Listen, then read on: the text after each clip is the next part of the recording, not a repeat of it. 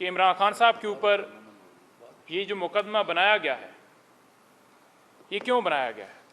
जैसा कि सारा बैकग्राउंड रऊफ़ साहब ने और हमारे खालिद खुर्शीद साहब ने बता दिया है कि कैसे बाहर से धमकी मिलती है और उस धमकी के अंदर लिखा क्या होता है कि अगर आप इमरान खान साहब को हटाएंगे तो आपको माफ़ कर दिया जाएगा और अगर आप इमरान खान साहब को नहीं हटाएंगे तो फिर आप नताइज भुगतेंगे।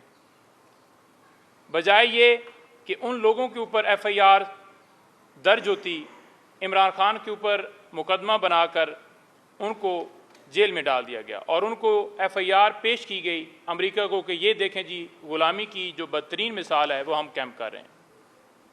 अब जो मुकदमा है, ये जो ऑफिशियल सीक्रेट एक्ट के तहत मुकदमा दर्ज किया गया है, इस मुकदमा दर्ज करने से पहले आपने देखा होगा कि जो PDM के ये सारे रहनुमा थे, उस वक्त बाकायदा प्रेस कॉन्फ्रेंस की गई। जब भी इमरान खान के ऊपर मुकदमा बनाना होता था तो ये पहले कहते थे कि हम ये मुकदमा बनाने जा रहे हैं। जैसा कि कत्ल हुआ था वहाँ पर क्वेटा में, तो ऐसे ही पहले प्रेस कॉन्फ्रेंस अता ने की थी कि ये मुकदमा इमरान खान के ऊपर बनने जा रहा है। उसको पहले खबर हो जाती है कि ये कत्ल हो रहा है और इस कत्ल का मुकदमा जो है वो इमरान खान के ऊपर होगा। तो ये ऑफिशियल सीक्रेट एक्ट के तहत जो मुकदमा दर्ज किया गया, अदालत के सामने ये सारे हकायक आ चुके हैं कि ना तो ऑफिशियल सीक्रेट एक्ट का इतलाक होता है और इसके अंदर जो किरदार है आज़म खान का, वो पहले बतौर वहाँ पर मुल्ज़म थे और बाद में जब उन्हें अगवा किया गया, जब उनकी फैमिली ने पटिशन दायर की कि उन्हें बरामद किया जाए, तो उन्हें बतौर गवाह जो है वो पेश कर दिया गया।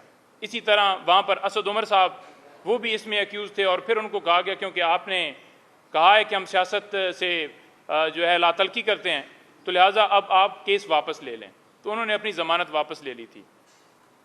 ऑफिशियल सीक्रेट एक्ट का इतलाक क्या इस मुकदमे में होता है या नहीं होता, ये सरकार किसी तरह से साबित नहीं कर पाई कि किसी और मुल्क को इस साइफर से फ़ायदा हुआ हो।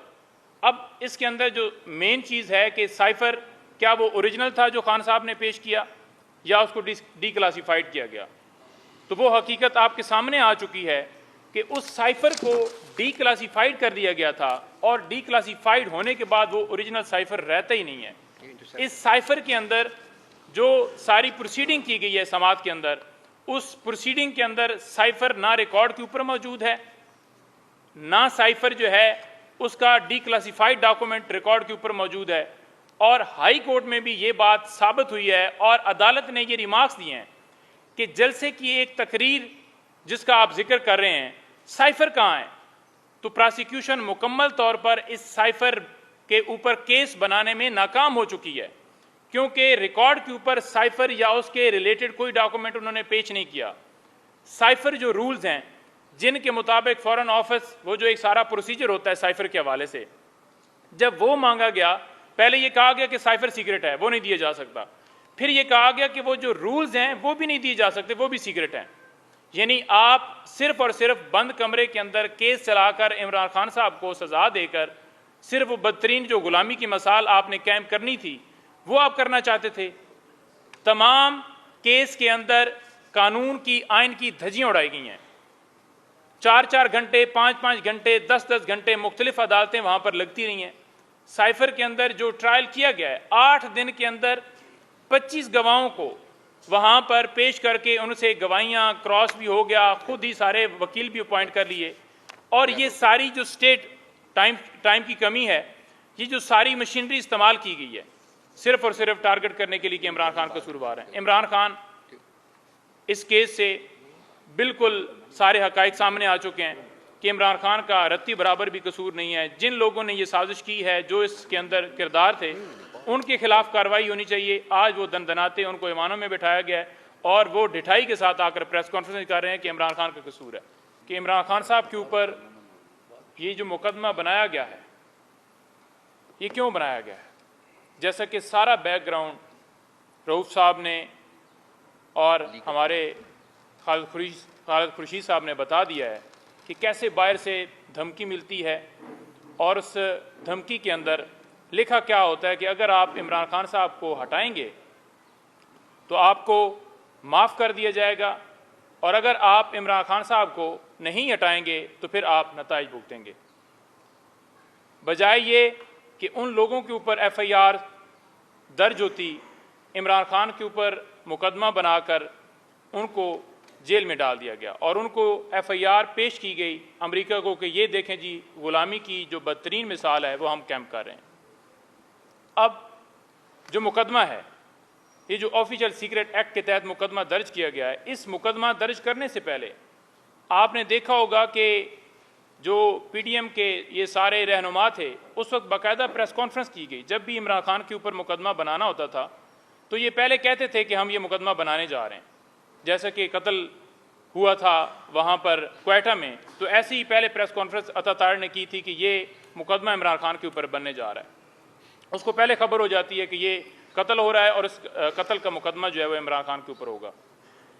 तो ये ऑफिशियल सीक्रेट एक्ट के तहत जो मुकदमा दर्ज किया गया, अदालत के सामने ये सारे हकायक आ चुके हैं कि ना तो ऑफिशियल सीक्रेट एक्ट का इतलाक होता है और इसके अंदर जो किरदार है आज़म खान का, वो पहले बतौर वहाँ पर मुल्ज़म थे और बाद में जब उन्हें अगवा किया गया, जब उनकी फैमिली ने पटिशन दायर की कि उन्हें बरामद किया जाए, तो उन्हें बतौर गवाह जो है वो पेश कर दिया गया। इसी तरह वहाँ पर असद उमर साहब, वो भी इसमें एक्यूज़ थे और फिर उनको कहा गया क्योंकि आपने कहा है कि हम सियासत से जो है लातलकी करते हैं, तो लिहाजा अब आप केस वापस ले लें। तो उन्होंने अपनी ज़मानत वापस ले ली थी। ऑफिशियल सीक्रेट एक्ट का इतलाक क्या इस मुकदमे में होता है या नहीं होता, ये सरकार किसी तरह से साबित ही नहीं कर पाई कि किसी और मुल्क को इस साइफर से फ़ायदा हुआ हो। अब इसके अंदर जो मेन चीज़ है कि साइफर क्या वो ओरिजिनल था जो खान साहब ने पेश किया या उसको डीक्लासीफाइड किया गया, तो वो हकीकत आपके सामने आ चुकी है कि उस साइफर को डीक्लासीफाइड कर दिया गया था और डीक्लासीफाइड होने के बाद वो ओरिजिनल साइफर रहता ही नहीं है। इस साइफर के अंदर जो सारी प्रोसीडिंग की गई है समात के अंदर, उस प्रोसीडिंग के अंदर साइफर ना रिकॉर्ड के ऊपर मौजूद है, ना साइफर जो है उसका डीक्लासीफाइड डॉक्यूमेंट रिकॉर्ड के ऊपर मौजूद है। और हाई कोर्ट में भी ये बात साबित हुई है और अदालत ने ये रिमार्क्स दिए हैं कि जलसे की एक तकरीर जिसका आप जिक्र कर रहे हैं, साइफर कहाँ है? तो प्रोसिक्यूशन मुकम्मल तौर पर इस साइफर के ऊपर केस बनाने में नाकाम हो चुकी है क्योंकि रिकॉर्ड के ऊपर साइफर या उसके रिलेटेड कोई डॉक्यूमेंट उन्होंने पेश नहीं किया। साइफर जो रूल्स हैं जिनके मुताबिक फॉरेन ऑफिस, वो जो एक सारा प्रोसीजर होता है साइफर के हवाले से, जब वो मांगा गया, पहले ये कहा गया कि साइफर सीक्रेट है, वो नहीं दिया जा सकता। फिर ये कहा गया कि वो जो रूल्स हैं वो भी नहीं दिए जा सकते, वो भी सीक्रेट हैं। यानी आप सिर्फ और सिर्फ बंद कमरे के अंदर केस चलाकर इमरान खान साहब को सजा देकर सिर्फ वो बदतरीन जो गुलामी की मिसाल आपने कैंप करनी थी वो आप करना चाहते थे। तमाम केस के अंदर कानून की, आइन की धज्जियां उड़ाई गई हैं। 4-4 घंटे, 5-5 घंटे, 10-10 घंटे मुख्तलिफ अदालतें वहाँ पर लगती रही हैं। साइफर के अंदर जो ट्रायल किया गया है, 8 दिन के अंदर 25 गवाहों को वहाँ पर पेश करके उनसे गवाहियाँ क्रॉस भी हो गया, खुद ही सारे वकील भी अपॉइंट कर लिए। और ये सारी जो स्टेट टाइम की कमी है, ये जो सारी मशीनरी इस्तेमाल की गई है सिर्फ और सिर्फ टारगेट करने के लिए कि इमरान खान कसूरवार हैं। इमरान खान इस केस से बिल्कुल सारे हकाइक सामने आ चुके हैं कि इमरान खान का रत्ती बराबर भी कसूर नहीं है। जिन लोगों ने ये साजिश की है, जो इसके अंदर किरदार थे, उनके खिलाफ कार्रवाई होनी चाहिए। आज वो दनदनाते उनको ईमानों में बिठाया गया है और वो ढिठाई के साथ आकर प्रेस कॉन्फ्रेंस कर रहे हैं कि इमरान खान का कसूर है।